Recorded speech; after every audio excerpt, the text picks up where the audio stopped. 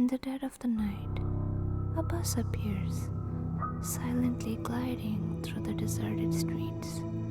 It is a mysterious vehicle that feeds on human life, trapping souls within its metal confines.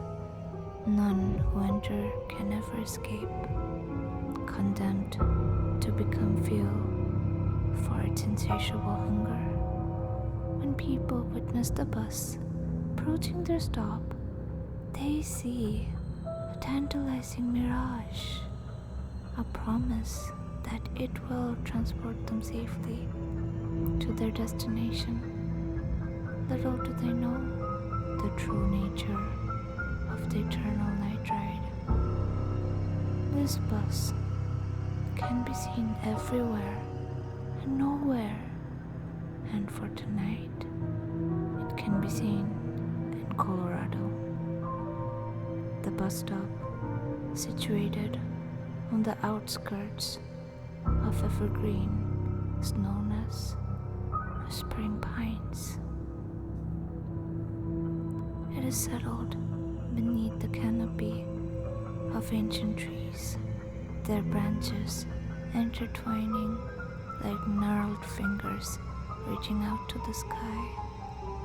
The air around Whispering Pines carries a whisper of mystery, as if the very trees guard their secrets within their rustling leaves.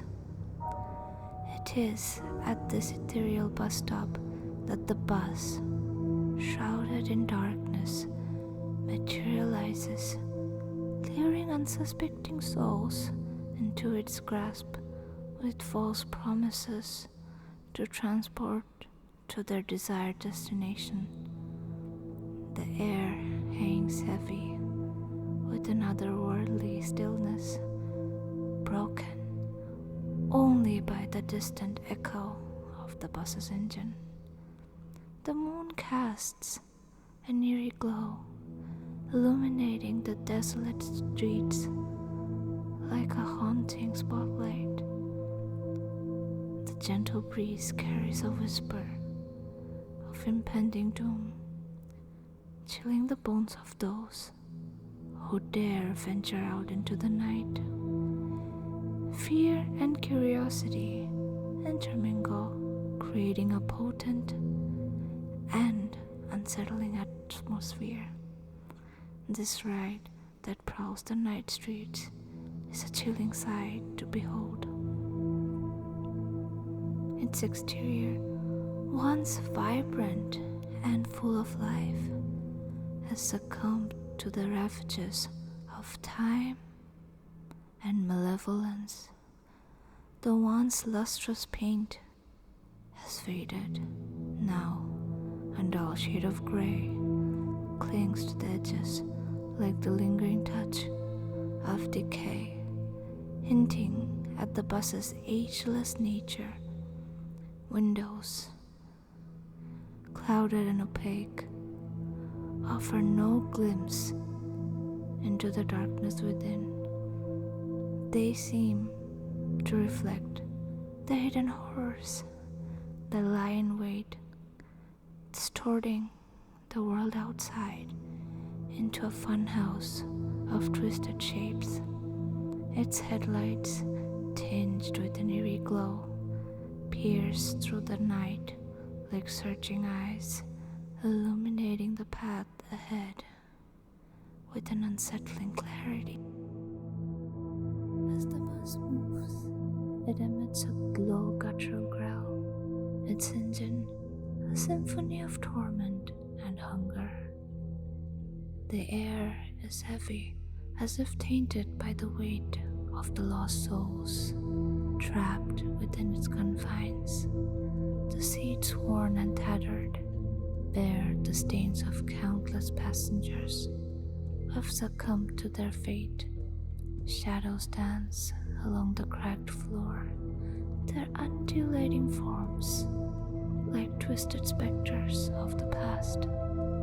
There is an oppressive sense of confinement within the bus, as if the walls themselves press in, sealing the passengers' fates. The scent of decay lingers, a sickly sweet aroma that clings to the air. It is a scent that tells tales of forgotten dreams and shattered hopes, a haunting reminder of the price paid for stepping onto this malevolent vessel.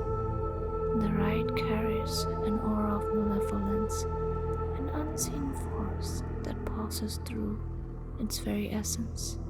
It is a predatory presence, silently reveling in the suffering of its victims. Within its dark heart whispers a cacophony of fear, regret, and unfulfilled promises. It becomes a twisted embodiment of despair, a vessel that devours hope and leaves only eternal night in its wake. But this bus has a name, more like a sign, and it is SDN-D3D. I never believed in myths or superstition, but the day it all became too real when I went to hear the story from Jane, a woman said to have escaped. Jane worked as a bookstore clerk in the quaint town of Evergreen. Her days were spent surrounded by the comforting scent of aged books, seeking solace in the stories that transport her to the worlds beyond her own troubled reality.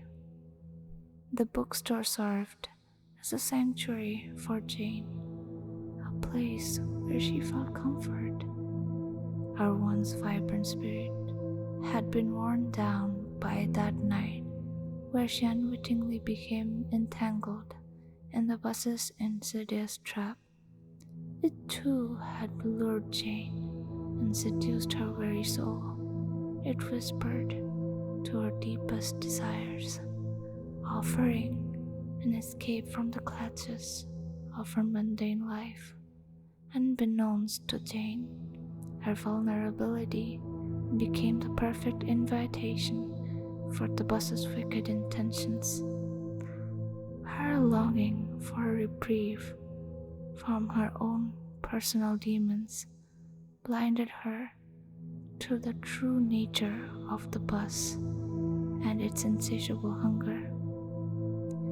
In her search for solace, she unwittingly stepped into a nightmare from which there was no waking.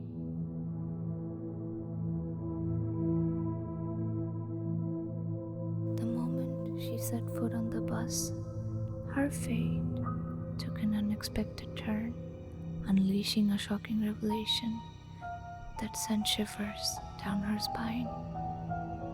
It was a revelation that will forever alter her perception of the insidious bus and the depths of its malevolence.